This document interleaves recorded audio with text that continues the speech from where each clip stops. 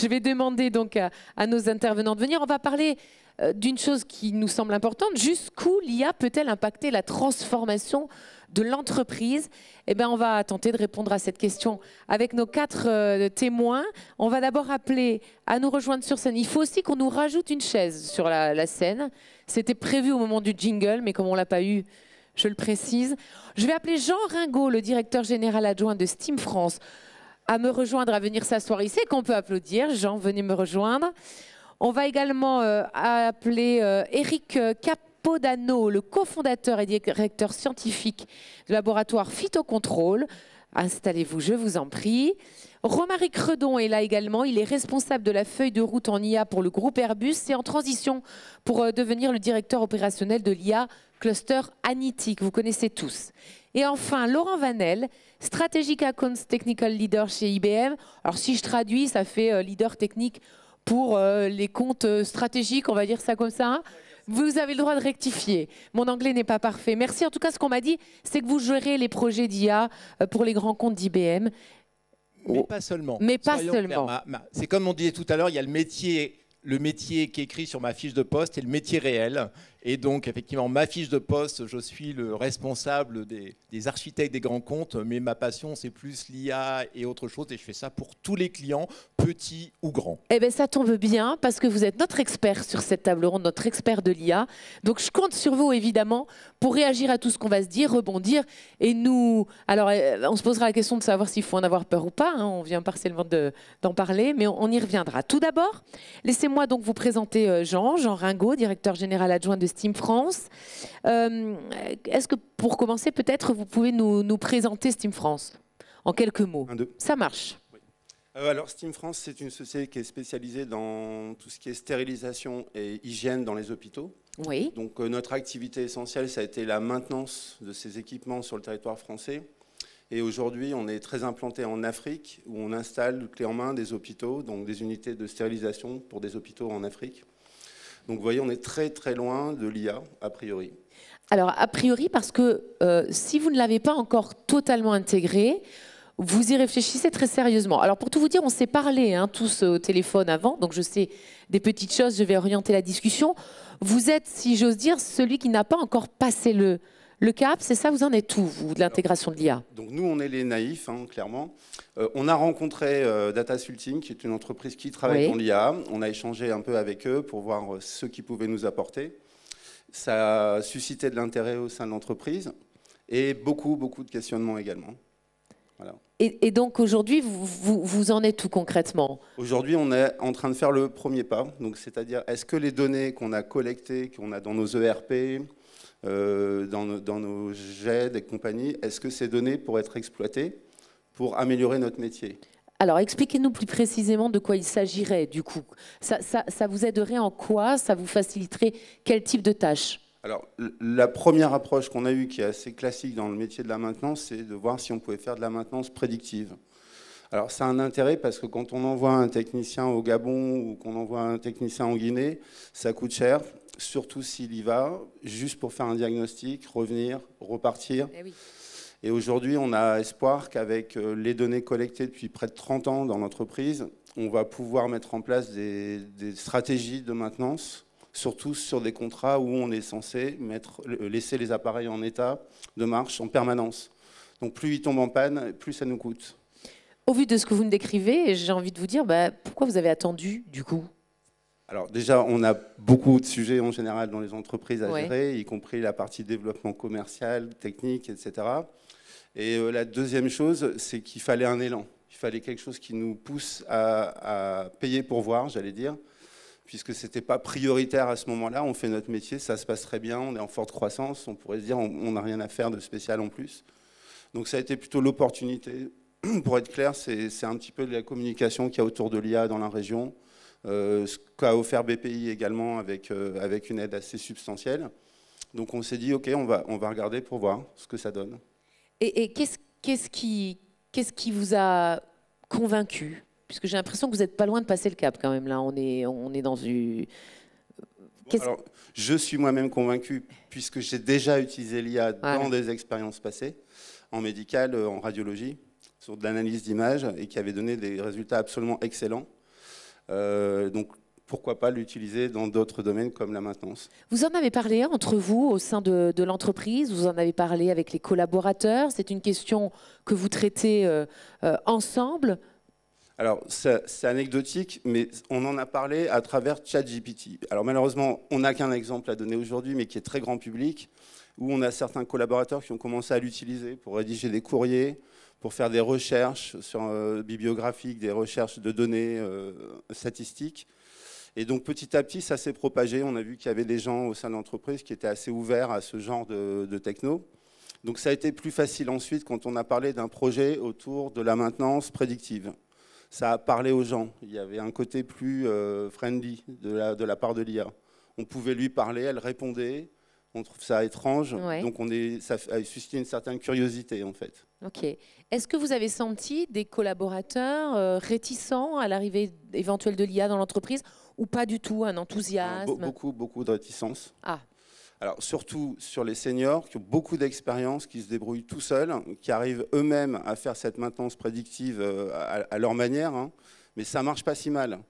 Et donc pour des gens qui ont beaucoup d'expérience, c'est mais à quoi ça sert? Je le fais, c'est d'ailleurs mon expertise.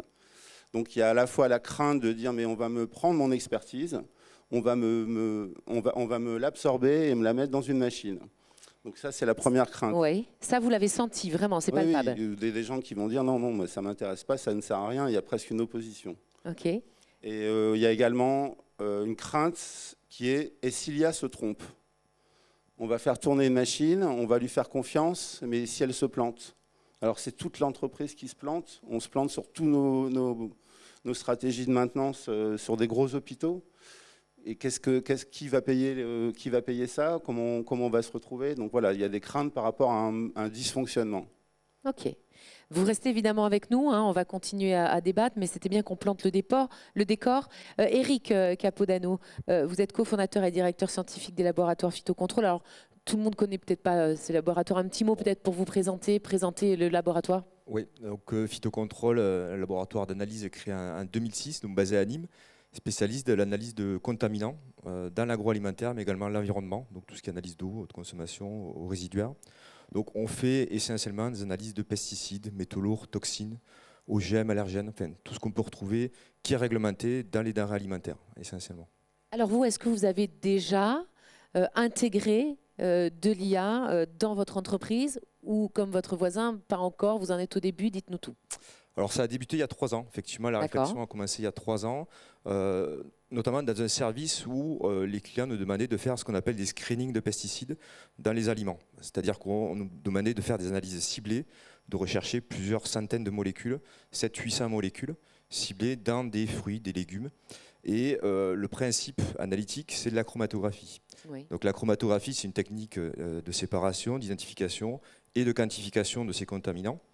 Le principe, donc, c'est de regarder les 700-800 molécules demandées une par une sur de la chromato. Donc, c'est assez chronophage. Ça n'a pas beaucoup de valeur ajoutée pour des techniciens qui sont expérimentés, sachant qu'en moyenne, on retrouve généralement que 4-5 molécules maximum, on va dire, dans les échantillons. Donc, la réflexion a été de se dire, est-ce qu'il n'y a pas moyen d'aider le technicien à, entre guillemets, simplifier la recherche? À faire un pré-tri, si je comprends bien, c'est ça? Voilà, ouais. C'est une aide à cette identification. Et donc, on a demandé à notre prestataire, à notre partenaire, d'essayer de concevoir déjà une interface de retraitement qui soit multimarque, parce qu'on a 4-5 marques de chromatographie différentes, donc 4-5 logiciels différents. Donc déjà, il y avait déjà là-dessus une réflexion à avoir. Et en plus, on s'est dit, pourquoi pas essayer de faire un pré-tri sur les molécules potentiellement présentes, de façon à ce qu'on ait 3 catégories, ce qui est détecté, ce qui est suspect et ce qui est non détecté. Et le technicien, bien sûr, dans 90% des cas, les molécules sont non détectées, n'a pas besoin de passer une par une toutes ces molécules. Donc ça a été intéressant parce qu'on s'est dit, là-dessus, on va gagner un temps énorme. Oui, c'est ça, c'est un gain de temps incroyable, parce que ça, c'était plutôt des choses très chronophages. Voilà, un gain de temps et un gain en fiabilité, parce que aussi, bien sûr, le technicien, quand toute la journée, on doit balayer des centaines de molécules, on peut passer à travers, oublier un pic chromatographique et rendre non détecté, alors que la molécule est réellement présente. Donc ce qu'on appelle, nous, des faux négatifs, ça peut être assez préjudiciable pour le client. Et donc, on s'est dit, l'IA va nous permettre de gagner en qualité, mais également en productivité Donc pour nos clients, c'était quand même un point important. Et ça, c'est le cas, hein, c'est vérifié, vous avez gagné du temps. Tout à fait. Et ce temps que vous avez gagné, donc la machine fait des choses que l'humain faisait avant chez vous. Oui. Que font maintenant les humains qui ont gagné ce temps précieux, puisque la machine les a remplacés sur ces tâches-là? Est-ce que ça a été une question que vous vous êtes posée? Oui, alors les techniciens continuent à faire la validation. C'est eux qui appuient sur le bouton avant que le résultat parte sur le rapport. Et ça, c'était un point important parce qu'il y avait des craintes à la fois pour nous, enfin pour nos clients, qui se posaient la question, mais est-ce qu'il y a toujours l'expertise phytocontrôle malgré la mise en place de l'IA? Est-ce qu'il y a quand même quelqu'un qui valide? Parce que une fois qu'on a balayé toutes nos molécules, est-ce qu'on est sûr que ce que l'IA a mis comme détecté ou suspect est réellement détecté et suspect? Le fait que le technicien garde la main, ça a un côté rassurant, pour le client. Voilà. Pour l'instant, on n'a pas franchi le cap là-dessus, de se dire est-ce que l'IA va faire tout de A à Z et envoyer directement le rapport au client? Pour l'instant, on n'y est pas, parce qu'il y a ce verrou déjà psychologique vis-à-vis de nos clients à lever. Et il y a également la contrainte des autorités, parce qu'on est accrédité COFRAC. Et là-dessus, effectivement, pouvoir dire que personne n'a regardé le chromato et le résultat est envoyé directement au client, il faut faire une validation. Et je pense que là-dessus, le COFRAC n'est peut-être pas encore prêt à se dire, malgré la validation, on peut rendre des résultats sans que personne n'ait regardé. Ça, j'imagine. Voilà. Vous en avez parlé de tout ça avec les techniciens, qu'est-ce qu'eux, ils en ont pensé, qu'est-ce qu'ils en pensent aujourd'hui? Et vous en êtes toutes vos discussions? Vous avez mis en place un comité d'éthique? Alors, on n'a pas mis en place de comité d'éthique, il y a eu des discussions parce qu'il y a eu beaucoup de réticence, hein, comme disait Philippe. C'est un changement qui n'était pas évident, il fallait changer déjà de logiciel. Ils se sont tous dit, mais mon travail, bientôt on va se réduire à appuyer juste sur un bouton, je valide ou pas. Mais il y a quand même toujours ce côté expertise à avoir.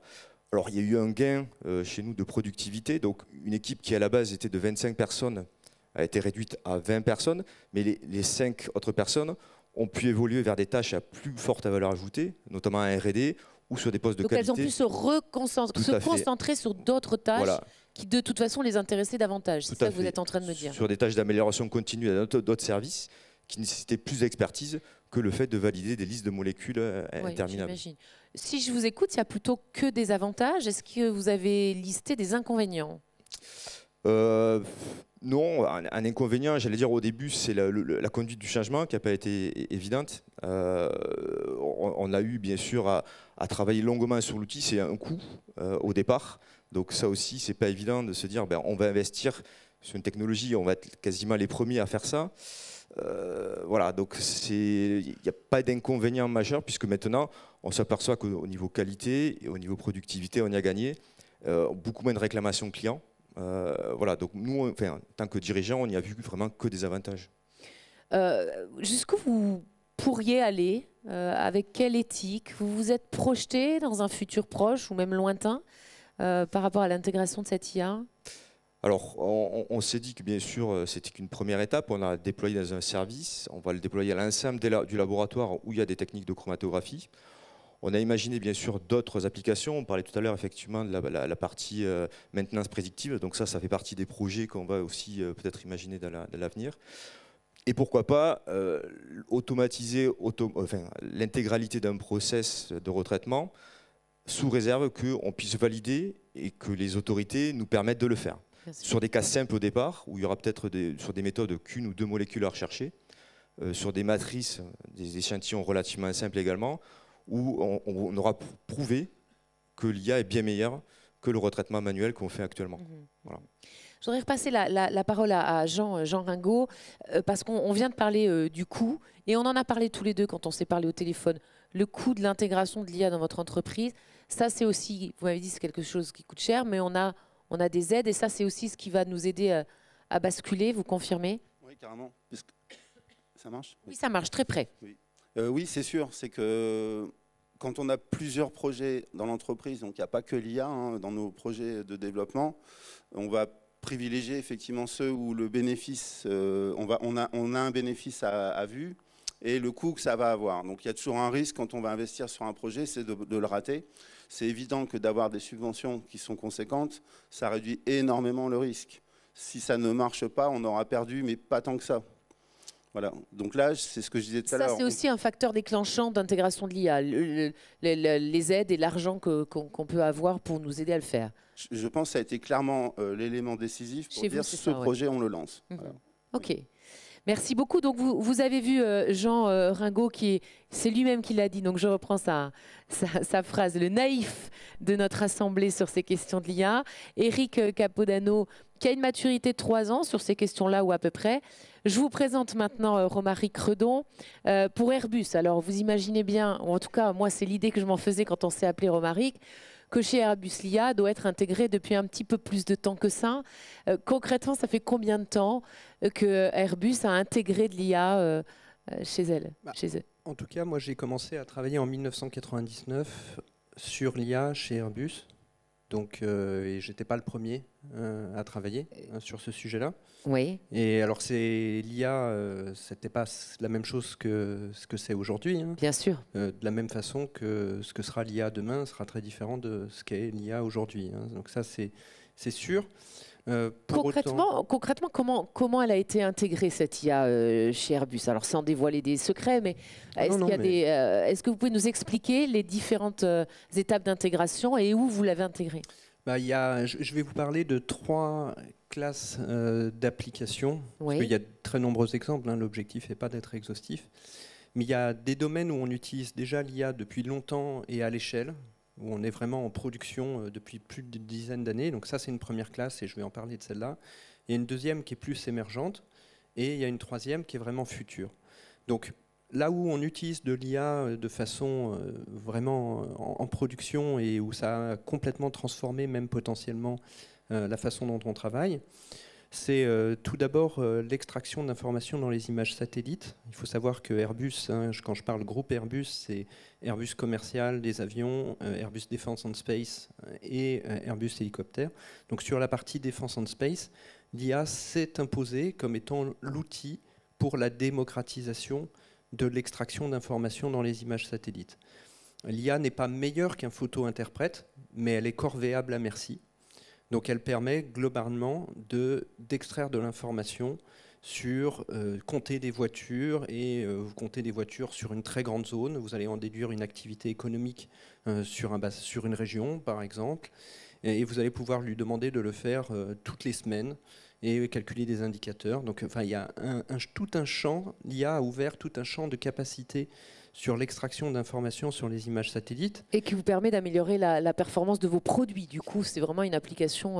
Alors là, de nos produits digitaux, c'est-à-dire que c'est la première classe d'application, nos produits digitaux. Donc j'ai parlé là d'un produit digital, c'est une plateforme qui s'appelle One Atlas, qui permet d'extraire l'information des images satellites.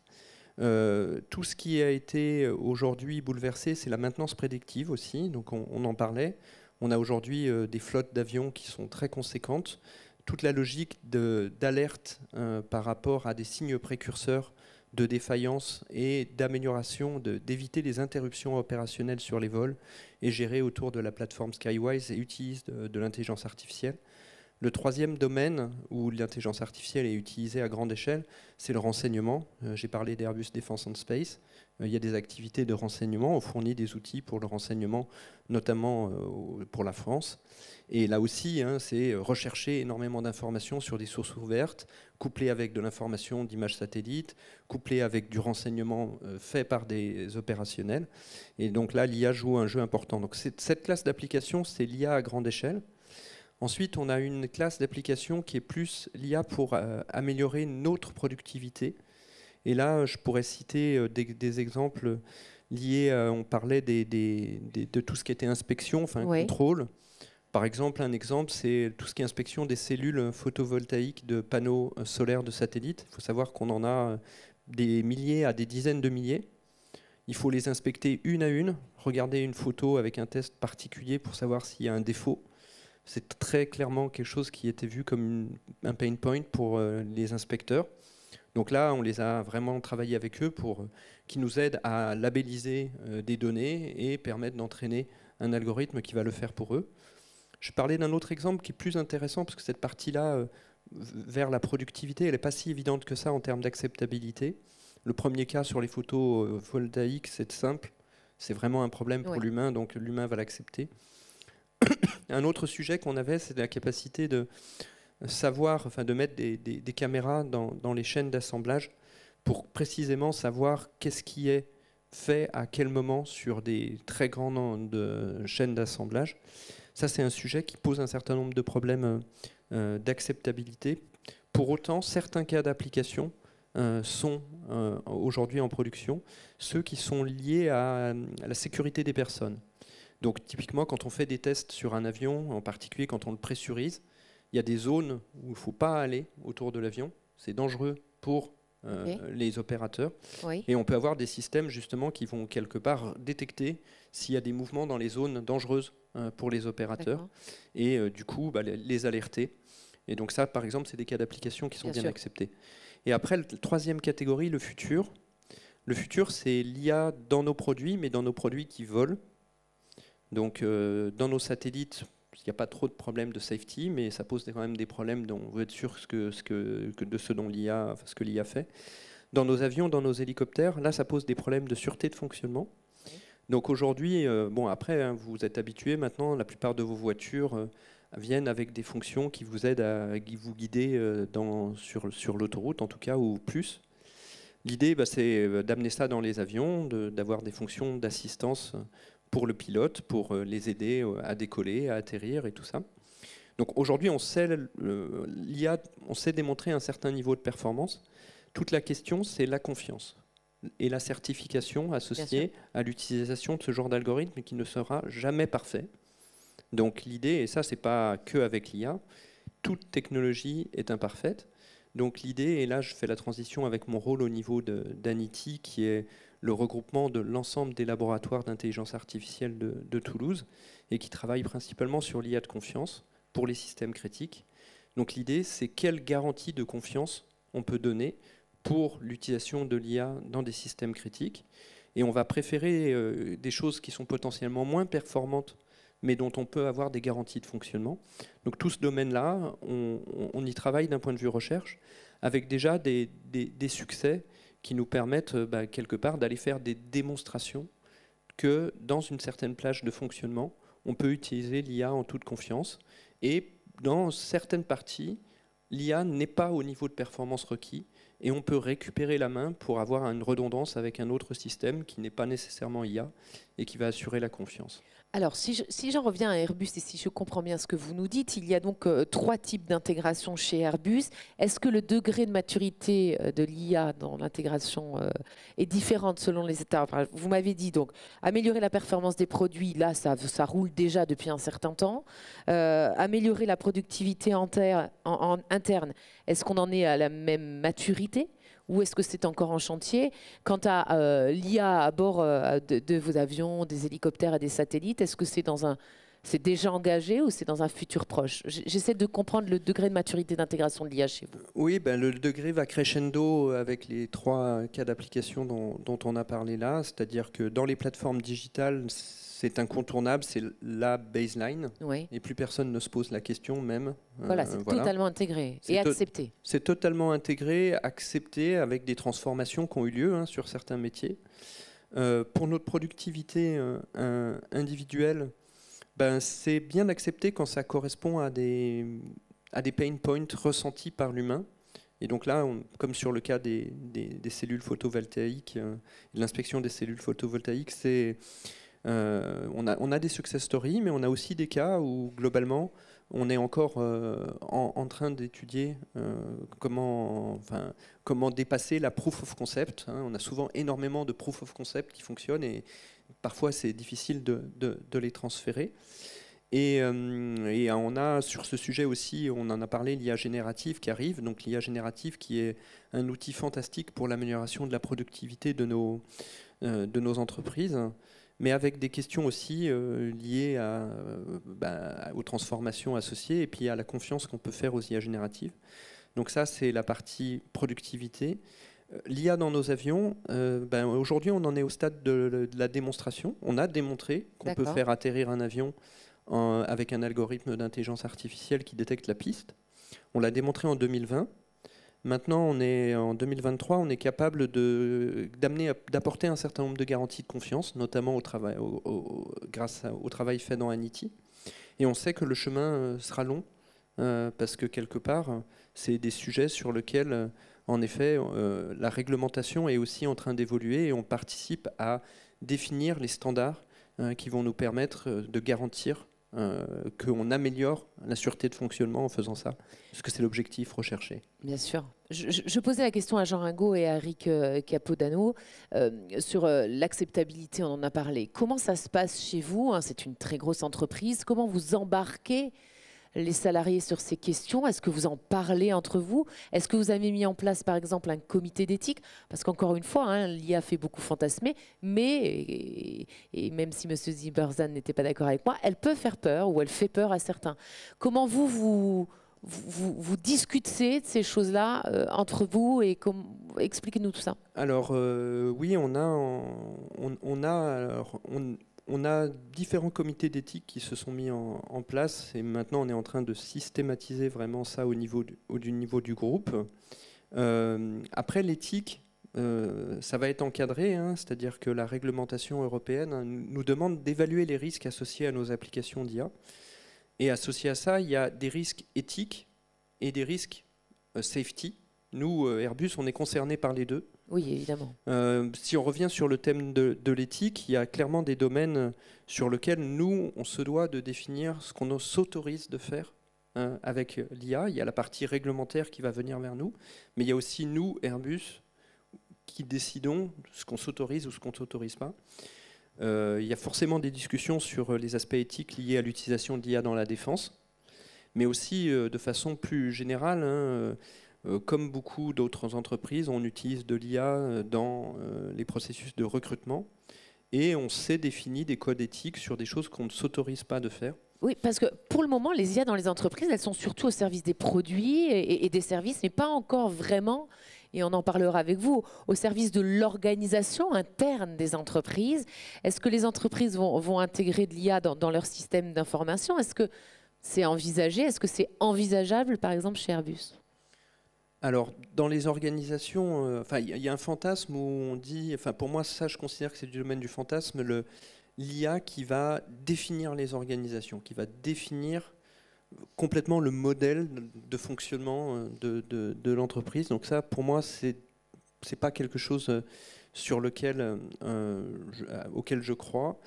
Pour autant, en effet, l'IA peut aider par rapport à certaines problématiques qu'une organisation peut avoir.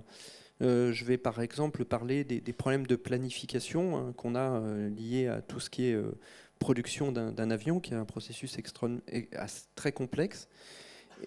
Globalement, les humains ne sont pas très doux. L'intervenant précédent disait on est modeste en tout. Et il y a des trucs où on est même nul. En optimisation combinatoire, résoudre un problème séquentiel, il y a quelques cerveaux humains qui sont incroyables, des joueurs d'échecs, des joueurs de Go, qui arrivent à planifier à 10 parties en avance ce qui va se passer, mais globalement, la majorité des humains est très mauvaise pour cette tâche. Oui, tout à fait. Et pour le coup, la machine et les algorithmes d'optimisation combinatoire, de recherche opérationnelle, d'intelligence artificielle sont bien meilleurs pour définir une planification et un ordonnancement de tâches efficaces. Donc là, oui, très clairement, sur ces sujets-là, améliorer l'efficacité d'une organisation pour livrer, définir un planning, oui. Définir l'organisation, non. Ce que vous me dites, c'est que l'IA, elle n'organisera jamais rien chez Airbus. En revanche, elle pourra vous aider à mieux organiser votre organisation, si je schématise un peu, c'est ça?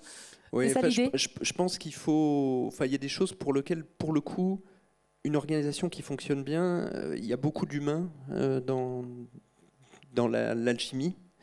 Et pour l'instant, ça me paraît très important de garder l'humain et les qualités de l'humain sur concevoir l'organisation. Après, une fois que cette organisation existe, on est dans une logique d'optimiser le delivery de cette organisation. Et là, l'IA, oui, peut apporter des choses. Ouais.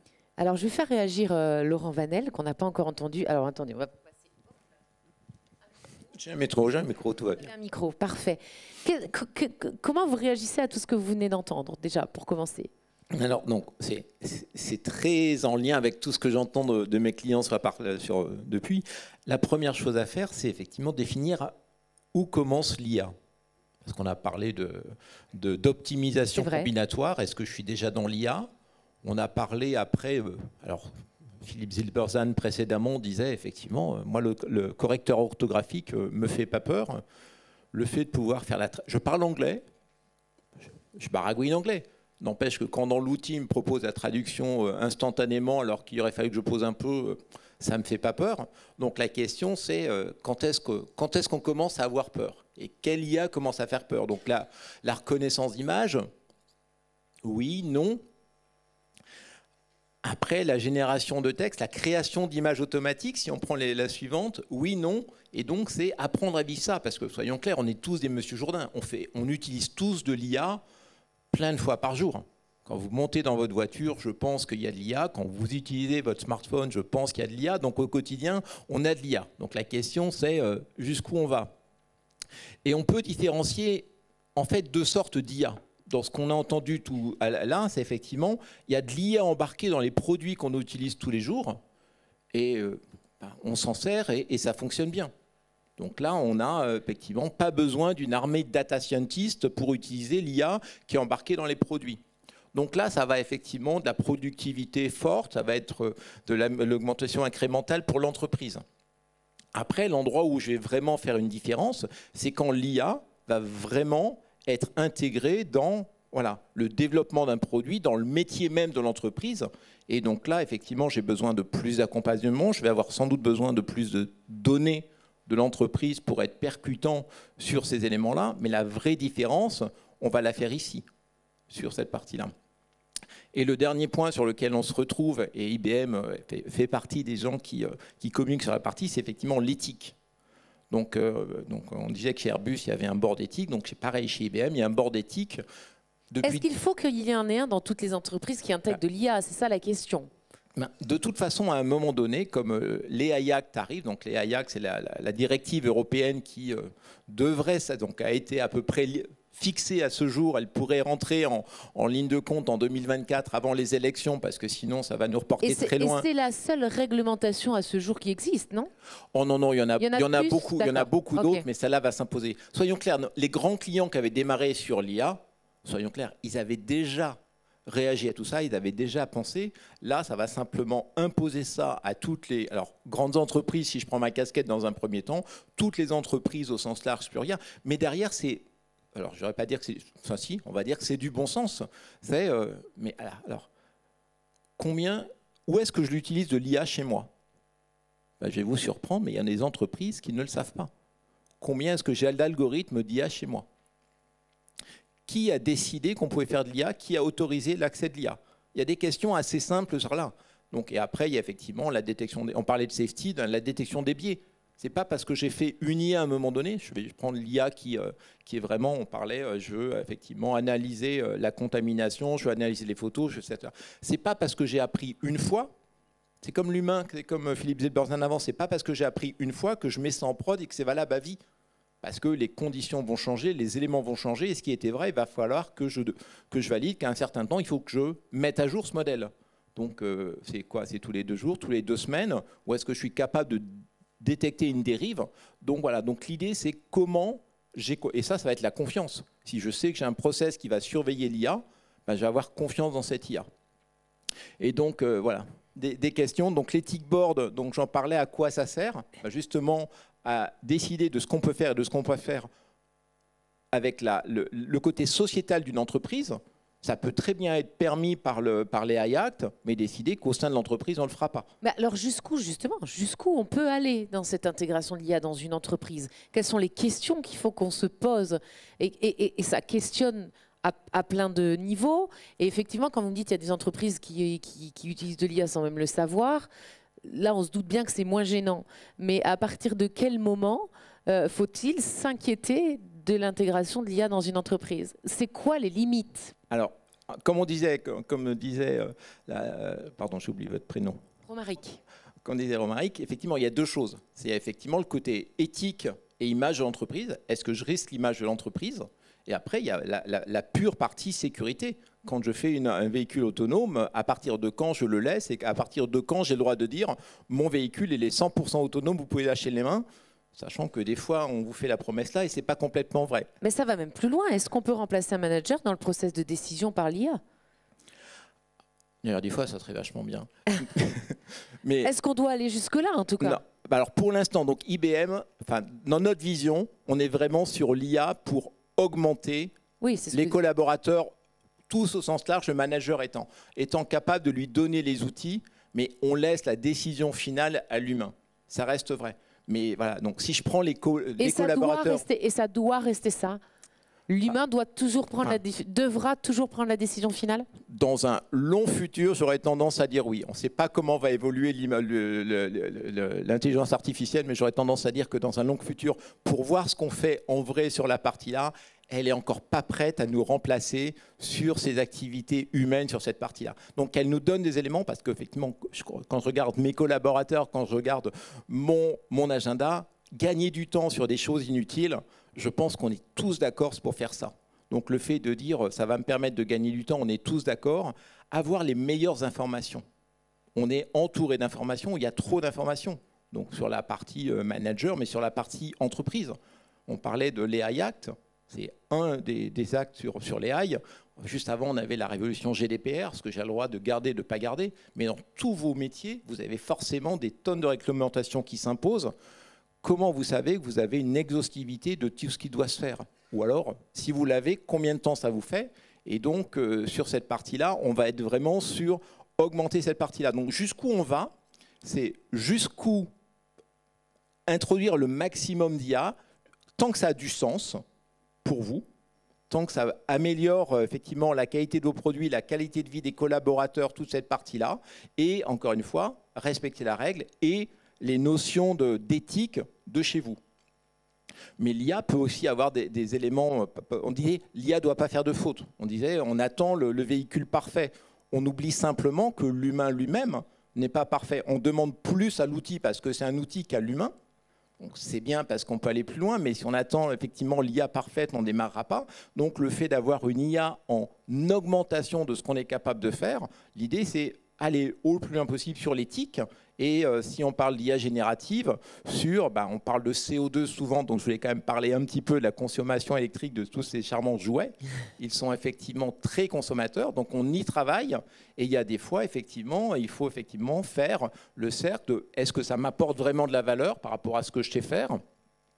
Est-ce que j'enfreins des règles gouvernementales, étatiques ou autres? Est-ce que c'est conforme à mes valeurs? Et effectivement, dans mes valeurs, peut-être qu'on va commencer à mettre du CO2 sur la partie-là. Donc l'idée, c'est aller très loin sur l'IA, tester, valider et avoir effectivement un comité d'IA qui va intégrer l'éthique, mais un comité d'IA qui va décider sur cet élément.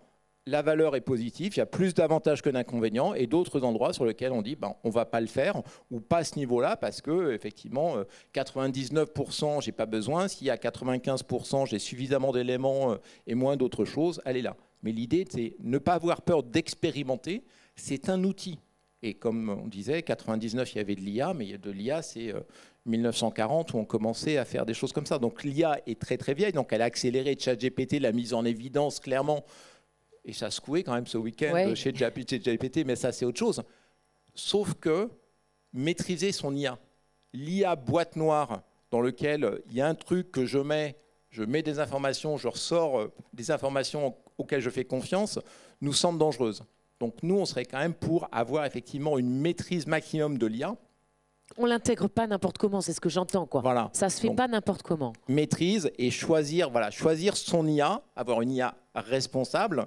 Donc on est capable si on parlait effectivement de règles comportement par contrainte, on a parlé de machine learning, donc tout ça on est capable d'expliquer pourquoi la décision est blanc ou noir, oui ou non, 97 ou 99. Quand on a commencé à faire de la reconnaissance d'image, on commence à avoir des idées. Quand on est sur ces fameux large language models, ces choses, la nouvelle génération, soyons clairs, à l'heure actuelle, on ne comprend pas bien pourquoi il fait ça. C'est tellement immense qu'on n'a pas la capacité de calcul immense pour contrôler la capacité de calcul immense. Donc la seule chose qu'on va pouvoir faire, c'est des choses de dire, si les données qui vont servir à fabriquer cette intelligence artificielle, elle est maîtrisée et que je la connais, le risque que l'intelligence artificielle dérive est limitée. Ça veut dire quoi? Qu'il faudrait imposer des processus d'intégration de l'IA?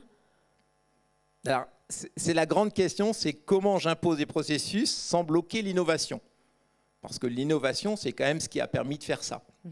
Oui, Marie, prenez un micro, regardez devant, voilà. Ouais. Allez-y, réagissez bien sûr. Juste si je peux rajouter là-dessus, alors oui, bien sûr, il faut encadrer la façon dont on utilise l'IA.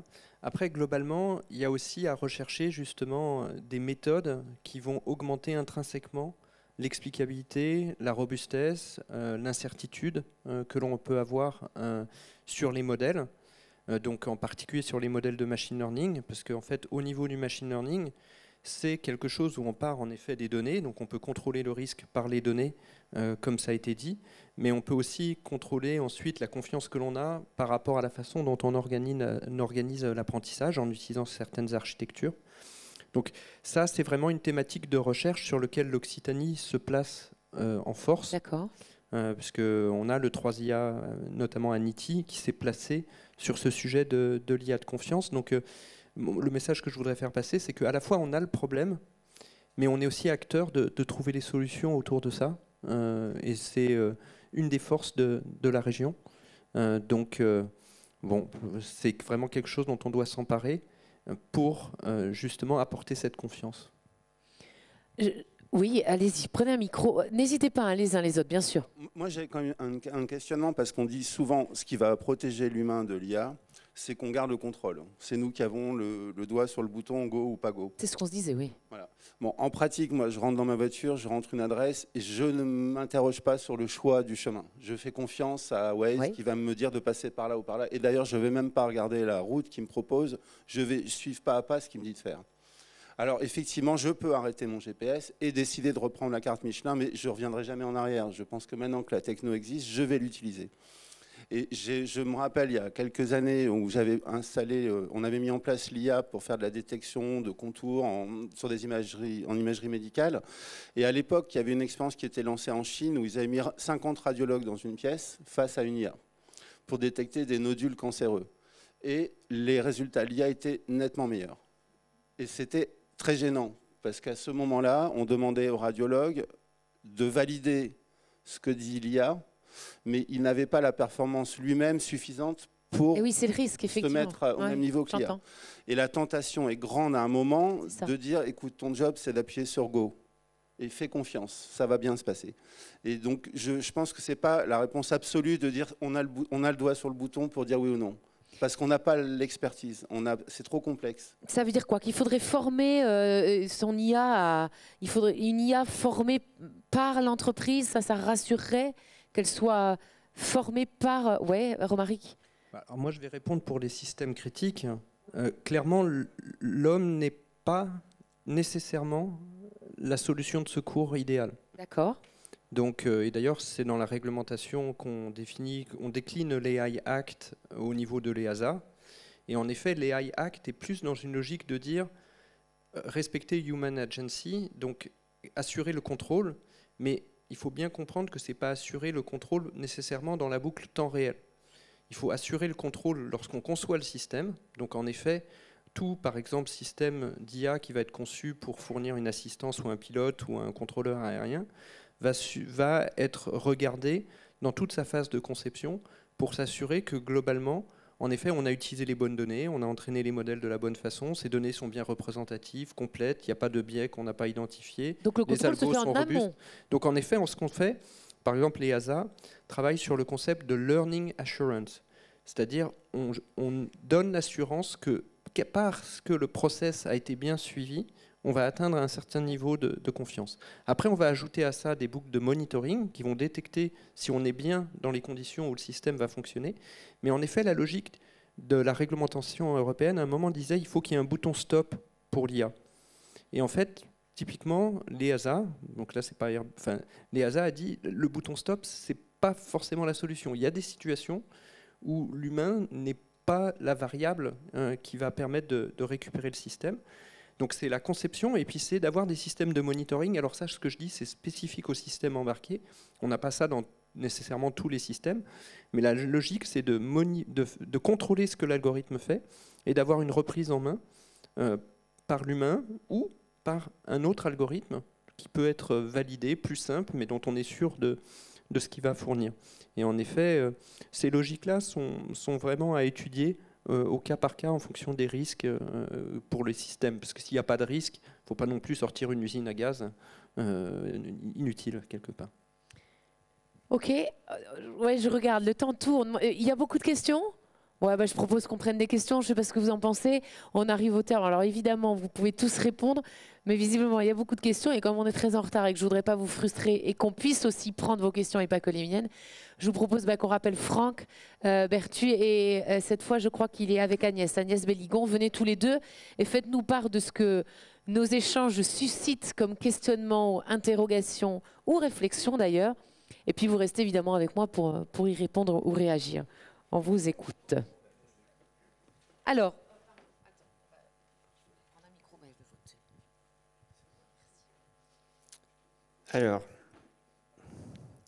forcément, il y a plein de questions parce qu'on a soulevé pas mal de sujets. Bien sûr.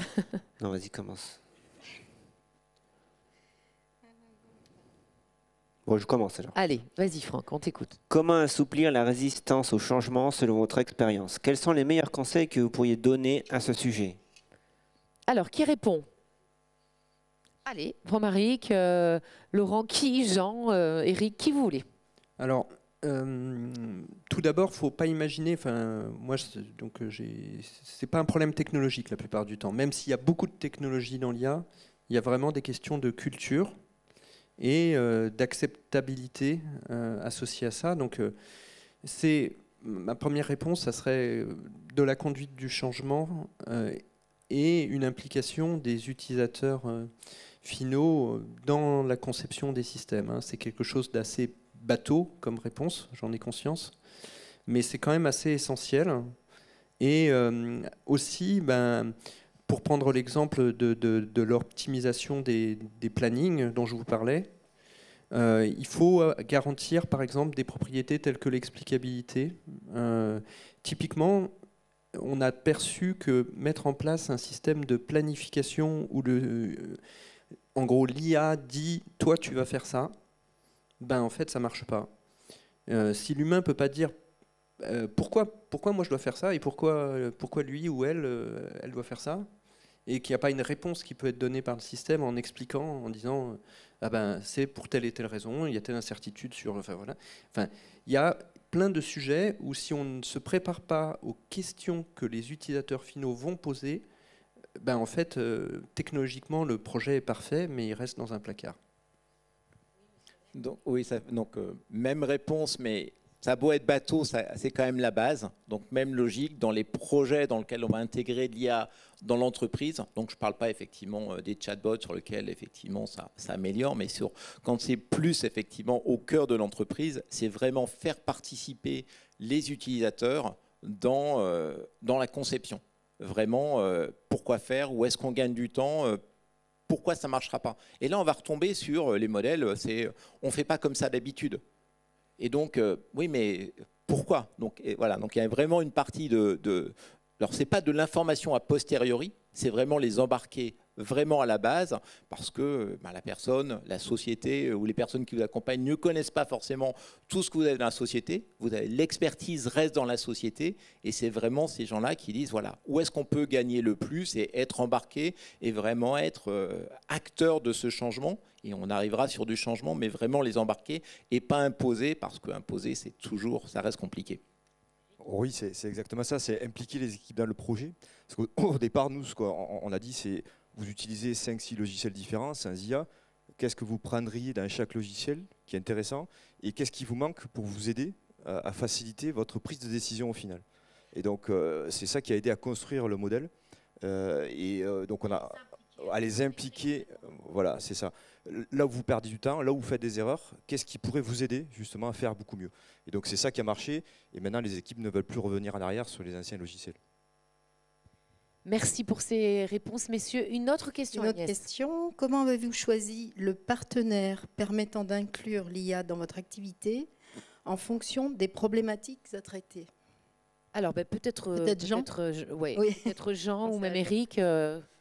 Alors, on a été accompagné par Haddock donc, au début du projet. C'est un projet plus large que l'IA, ce qu'on est en train de développer, et qui nous a permis qui nous a mis en contact avec différents prestataires, tout simplement. Et puis, on a fait notre choix de Data Sulting, en l'occurrence. Ok. Eric, même question. Chez vous, ça s'est passé comment? Oui, alors après, nous, c'est un technicien qui connaissait effectivement quelqu'un qui travaillait chez un prestataire, donc Fujitsu, bien sûr, qui est aussi un prestataire d'IA. Et donc, bon, on a consulté effectivement aussi d'autres prestataires, mais on a fait un POC avec Fujitsu où ils ont de suite rapidement compris notre métier. Ils ont vraiment rapidement compris quelle était notre problématique et avec quelques chromatogrammes, ils ont réussi déjà à nous proposer des choses assez intéressantes. Et donc ça s'est fait naturellement par la compréhension du métier, sachant qu'ils n'étaient pas du tout chimistes. Voilà. Autre question? Oui, une question peut-être un peu compliquée, en tout cas plus facile pour Romaric. Comment articuler recherche fondamentale sur l'IA et recherche appliquée sur le terrain de façon appliquée? Ah oui, là c'est plus technique. Prenez un micro, Romaric. On va vous laisser faire. Alors oui, c'est une très bonne question. Et il se trouve que c'est la question à laquelle je dois répondre en plus dans mon rôle de directeur opérationnel d'Anity, parce qu'en effet, il y a une partie très amont et il y a une partie qui est d'avoir un impact par rapport à nos écosystèmes. Alors comment on le fait? On le fait en ayant une logique de portefeuille, en ayant à la fois en misant sur des choses assez amont mais prometteuses, et en s'assurant aussi qu'on a un certain nombre de choses qui sont assez appliquées et qu'on peut dériver. Si je reprends l'exemple de cas, même sur les systèmes critiques, aujourd'hui, sur les systèmes critiques, j'ai dit qu'on avançait sur, par exemple, l'atterrissage basé vision, sur avoir des premières garanties de confiance. Donc là, c'est un long chemin. Par contre, on a déjà pu trouver, en faisant ce travail sur le chemin long, on a trouvé des méthodes que l'on peut appliquer aujourd'hui pour résoudre des problèmes de validation de modèles qu'on utilise, par exemple des modèles de perfo qu'on utilise à bord des avions. Donc il y a en fait, on fait tourner des codes qui sont trop longs pour être exécutés à bord de l'avion, parce qu'on a des ressources de calcul qui sont très limitées. Donc on va apprendre ce qu'on appelle des modèles réduits sur de ces gros codes de simulation qu'on va faire tourner à bord de nos avions. Et on a pu vraiment les certifier, pour le coup, là, arriver avec des méthodes de vérification formelle sur ces modèles qui nous permettent d'avoir les garanties de certifier. Et c'est en ayant le chemin long qu'on a aussi généré cette production qui nous permet aujourd'hui d'appliquer et d'avoir un impact dès à présent. Merci. Romaric Redon, quelqu'un veut ajouter quelque chose? Oui, Monsieur Vanel. Donc on a effectivement une entité recherche sur effectivement le futur, parce que le LLM, donc c'est très présent maintenant. On arrive, c'est qu'est-ce qu'il y a après. Donc on parle d'intelligence large, mais avant l'intelligence large, on va plutôt être sur des petits modèles. Donc j'aime bien l'idée de modèles réduits. C'est des petits modèles beaucoup plus précis qui vont communiquer entre eux et chacun aura ses spécificités. C'est ce qu'on fait nous. Quand on a besoin d'une information, on n'a pas tout dans notre tête.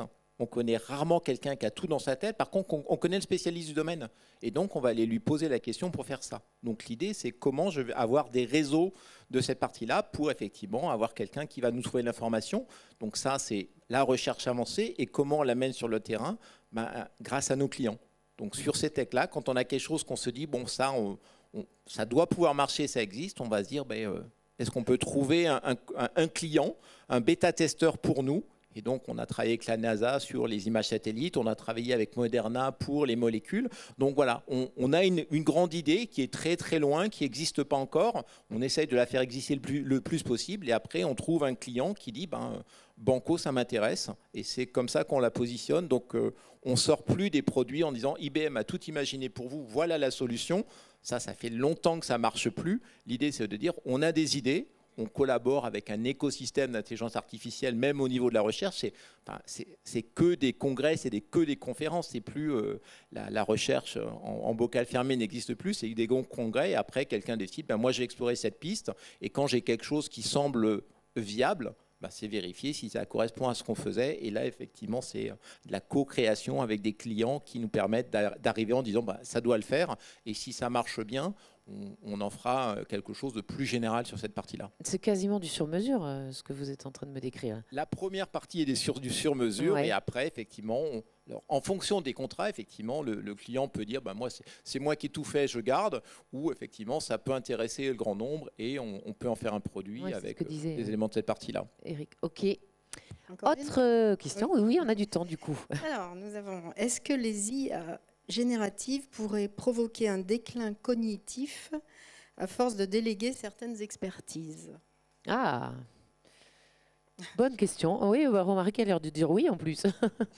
Alors Romaric. Non, mais c'est un débat qui est important en effet dans la communauté, celui-là, dans la communauté de recherche, parce qu'en fait, les IA génératives fonctionnent par de l'apprentissage à partir de très gros volumes de données, et elles en produisent des très gros volumes. Et donc au final, en effet, il va y avoir cette question de bouclage, qu'au bout d'un moment, elles vont apprendre sur les données qu'elles ont elles-mêmes générées.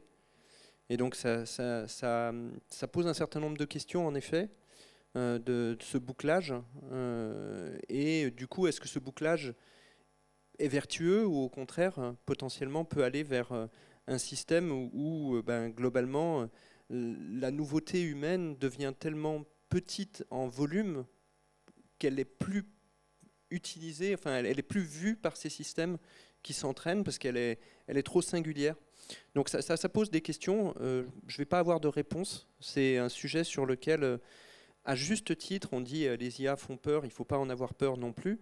Après, globalement... Là, quand même, c'est inquiétant. C'est des sujets d'inquiétude. Après, c'est des sujets d'inquiétude, il faut les voir positivement, c'est-à-dire que... c'est des risques et des opportunités. C'est-à-dire que typiquement, je reviens, alors je suis désolé, hein, je prends ma casquette, mais d'un point de vue recherche, c'est typiquement des choses qu'on regarde. C'est-à-dire on s'en saisit de ces problèmes, parce qu'il ne faut pas nier les risques, mais il faut les analyser. Donc, en globalement, faire du risque une opportunité, voilà. En fait. Donc globalement, autour de la confiance qu'on peut associer aux IA génératives, c'est une thématique qui est vraiment très intéressante. Sur laquelle, en effet, on a par exemple des projets de recherche au niveau d'Anity sur ces sujets-là.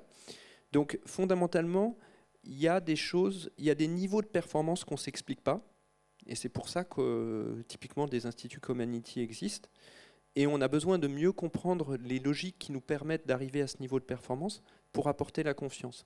Et typiquement sur ce genre de sujet-là, c'est une thématique de recherche. Donc, je n'ai pas de réponse, mais il faut l'étudier. Il ne faut pas non plus, pour le coup, réfuter et refuser les IA génératives pour cette raison-là. Elles présentent des risques, il faut les adresser, et il faut contrôler justement comment ça peut évoluer dans le bon sens. Monsieur Vanel ? Alors oui, sur la partie convergence, sur la partie là, donc l'important c'est de garder du sens critique. Sur la partie là, je pensais au GPS, effectivement, le GPS me dit de passer là, je vais passer là, je ne réfléchis pas. On est tellement habitué qu'il ait raison, on ne réfléchit pas. Mais ça commence à devenir un danger. Surtout qu'on est sur des éléments critiques, c'est continuer à garder un sens critique sur ces éléments. Donc on a également des outils, on a fait effectivement des modélisations avec nos clients de quand est-ce qu'on peut laisser la main à l'IA. Si l'IA me dit à 100%, je le sais, c'est bon. Et il y a des endroits où l'humain aura raison. Donc comment je complémente la décision de l'IA et la partie humaine. Donc on l'a modélisé, donc ça fait partie des choses. Mais de toute façon, c'est garder un sens critique sur cette partie-là. Et sur le fait de dire, oui, telle que fonctionne l'IA générative, elle assemble des données existantes. Oui, mais le vrai risque, c'est de le perdre, ce sens critique. Voilà. Donc c'est pour ça qu'il y a, un travail même sur si lequel... on travaille dessus, à un moment, c'est quand même plus facile de dire à Waze, ok, t'as raison, je te suis. Voilà. Donc, des fois, garder un sens critique sur les éléments où effectivement, on n'est pas sûr que l'IA ait complètement raison parce que ça fonctionne. Et donc ça, c'est le premier point. Mais l'autre côté, dans ce cas, si c'est l'IA qui produit le contenu et qu'elle utilise ce contenu pour produire du contenu, elle va s'autoproduire. Par contre, en termes d'innovation, ce qu'on regarde, ce qu'on fait en recherche, effectivement, être capable de lire toutes les publications sur un domaine qu'un humain ne peut pas faire, va permettre de lui gagner du temps pour faire effectivement cette innovation incrémentale que le modèle génératif ne fera pas de toute façon. Donc c'est gagner du temps pour continuer à innover sur cette partie-là. Donc voilà, comme je disais, c'est peut-être un risque, c'est peut-être une opportunité d'être plus efficace en innovant parce que je vais gagner du temps sur toute la partie laborieuse qui est lire toute la documentation avant de produire la partie incrémentale. Mais garder le sens critique, c'est important. Transformer ce risque en opportunité. Alors, une autre question. Allez, on va essayer d'être un peu moins digital et un peu plus transformation. Oui. On va s'adresser aux dirigeants. Oui. Donc la dimension... attendez. Il a perdu sa question. Non, on m'appelle. La dimension environnementale ne devant pas être opposée à l'IA, comment la question est présente dans l'esprit des dirigeants pour une croissance durable? Ah oui, on n'a pas parlé de ce que générait... Alors, Jean et Eric.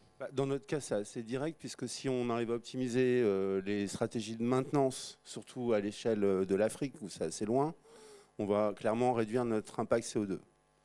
Voilà, donc là, ça a été traité assez rapidement au sein de l'entreprise, c'est de dire oui, c'est clair que ça va dans le bon sens par rapport à ce qu'on fait.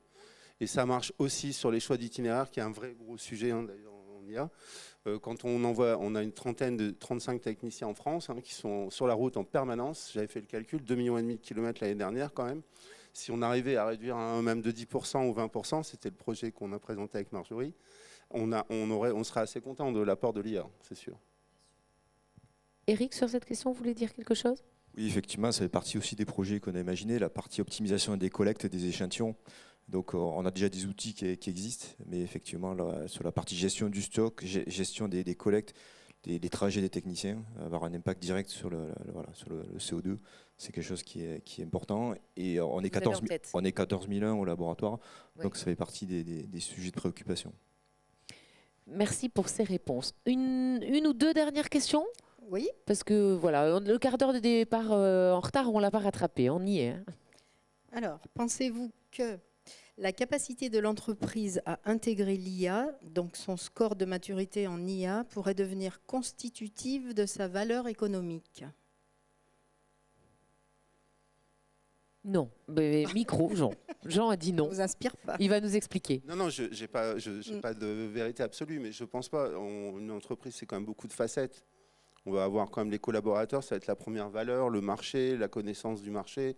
Et c'est un outil. Pour l'instant, je n'ai pas mis l'IA sur les manettes de la direction. Pour moi, l'IA, c'est un apport. Ça me donnera plus d'informations, des choses plus précises. Mais la valeur de l'entreprise, ça reste quand même tout le reste, quoi. Donc non, clairement non. Eric, vous partagez? Oui, alors pour nous, c'est un outil différenciant par rapport à nos concurrents. Donc nos clients apprécient cette mise en place de l'IA dans ce domaine-là parce qu'on est un des premiers à l'avoir mis en place. Mais ils sont aussi conscients que voilà, c'est l'expert qui doit appuyer sur le bouton, comme on disait, et ça, ils y tiennent. Mais ils ont pris conscience qu'avec cet outil, on a beaucoup moins de réclamations. Et donc ça a apporté quand même une certaine fiabilité sur nos résultats. Messieurs? Oui, allez-y, je vous en prie. Juste, en fait, je pense qu'il y a différentes catégories. Il y a des catégories où, enfin, au nom d'Airbus, c'est un enabler, l'IA, comme je pense pour les autres intervenants. Après, bien sûr, il y a certaines sociétés qui vont créer un business autour de l'IA. Et dans Digital 113, enfin, voilà, il y a des entreprises du numérique qui vont faire de l'IA leur cœur de métier. Et là, la réponse, c'est oui. Et la part de l'IA, bien sûr, va être très importante potentiellement dans cette transformation. Mais en effet, la question, c'est est-ce que c'est plutôt un enabler de mon business ou est-ce que je suis une entreprise IA cœur, en quelque sorte, et est-ce que je vais vraiment l'utiliser? Donc, je pense qu'il y a les deux réponses.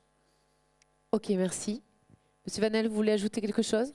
On s'était déjà posé la question sur l'arrivée de l'informatique, sur l'arrivée de chacune des technologies. Donc ça va permettre d'augmenter la compétitivité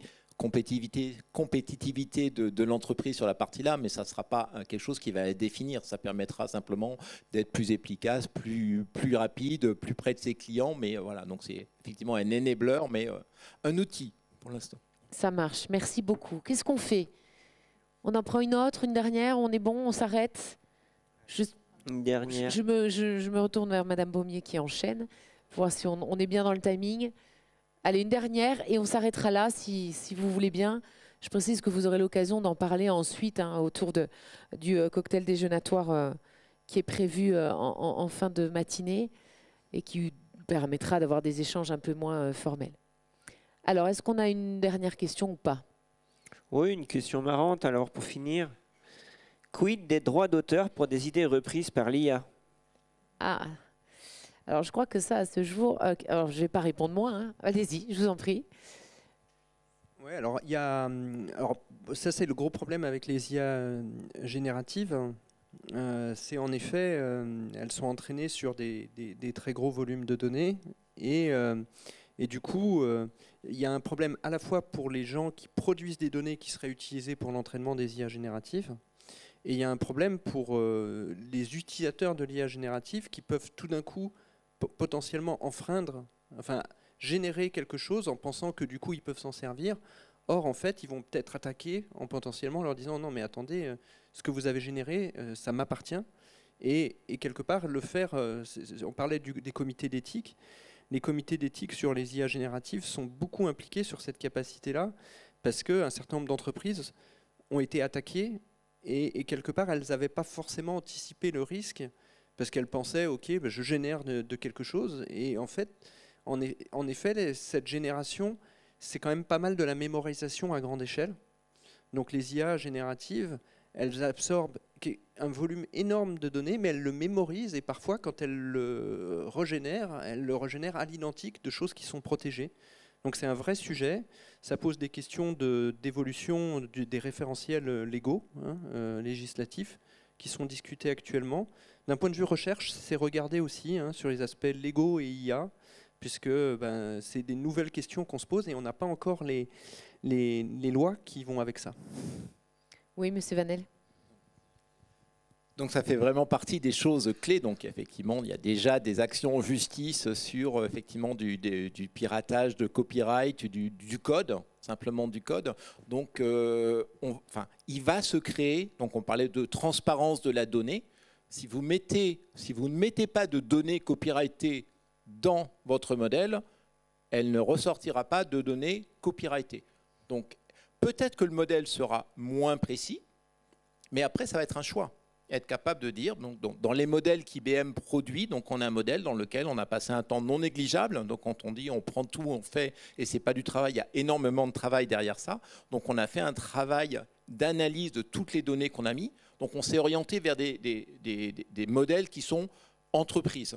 Donc effectivement, on n'a pas besoin de lire tout Shakespeare ou tous les feuilletons télé sur la partie là. On va donner des données entreprises, donc qui sont effectivement des incidents de sécurité, des problèmes, des éléments. Donc on est sur des données entreprises, mais sur ce travail qui a été fait, toutes les données qui ont été faites dedans ont été passées au peigne fin par des experts de chacun des domaines, de la finance, de l'assurance, des réglementations, de la sécurité, pour valider que tous les données sur lesquelles on faisait l'entraînement étaient libres de droit.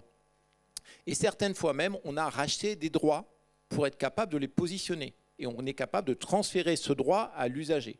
Donc ça, la première façon, c'est effectivement de dire, dans les données, on ne met pas de choses sous copyright ou de copyright qu'on ne maîtrise pas. Donc là, je ne produirai pas de copyright. Et l'autre façon, c'est le côté plus légal. Vous êtes accompagné. Donc vous avez certains modèles sur lesquels... On parlait donc IBM et Microsoft et d'autres aussi. On dit, si vous avez des problèmes de copyright, on les prend à notre charge. Donc c'est une autre façon de répondre. Je ne maîtrise pas ce que je mets, mais si vous avez un problème, l'addition est pour moi. C'est une autre façon de traiter. Donc soit vous n'en mettez pas, soit vous en mettez parce que ça permet d'être plus efficace.